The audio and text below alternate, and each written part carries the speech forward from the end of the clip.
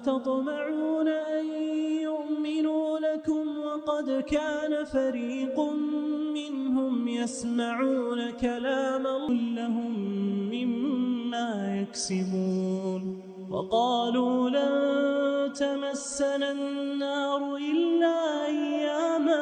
আমি তিনি জন্মগ্রহণ করেছেন। তার বাবা একজন মাদ্রাসার শিক্ষক ছিলেন। তিনি 6 ভাই বোনের মধ্যে সবার ছোট এবং তিনি ঝালকাঠিতে পড়ালেখা শেষ করার পরে ঢাকা বিশ্ববিদ্যালয়তে স্নাতকোত্তর ডিগ্রি অর্জন করেন।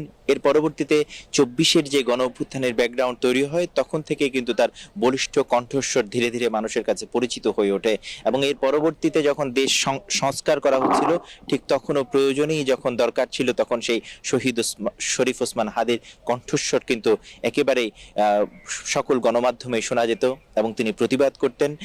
যেখানে যেটি আসলে যৌক্তিকভাবে প্রয়োজন সেটি বলতেন।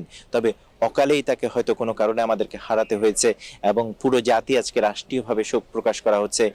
শোকে একটি মৃত্যুকে ঘিরে মানুষ ঐক্যবদ্ধ হয় সেটি আবারও তিনি প্রমাণ করে দিয়ে গেলেন। হয়তো তিনি চলে গেলেন, তবে তিনি রেখে গেলেন এবং কিছু দিক নির্দেশনা এই জাতিকে দিয়ে গেলেন। সেজন্য প্রত্যেকেই আসলে এখন তার জন্য দোয়া করা, ধৈর্য ধারণ করা এবং আগামীর একটি বাংলাদেশ যে প্রত্যাশা নিয়ে তা এখানে উপস্থিত হয়েছেন তারা সেটি বারবার করে অশ্রুসিক্ত নয়নে বলছিলেন যে যদি সেই পরবর্তীর আগামীর বাংলাদেশ তারা যেটি চেয়েছিলেন প্রত্যেকে মিলে যদি এমন সুখী সমৃদ্ধ একটি বাংলাদেশ গড়া যায় হয়তো তারা হয়তো সশরীরে থাকবেন না, দূর থেকে হয়তো দেখে তারা হয়তো সকলের জন্য দোয়া করবেন যেটি তারা চেয়েছিলেন। এখনই আসলে আমরা সরাসরি দেখাই বিটিভির দর্শকদেরকে লাশটি নামানো হয়ে গেছে এবং কাঁধে করে আসলে একেবারে শ্রদ্ধার সাথে বিনম্র শ্রদ্ধায় তারা লাশটি নিয়ে আসছে কবর তাকে সমাহিত করার জন্য, শেষ ঠিকানায় তাকে রাখার জন্য।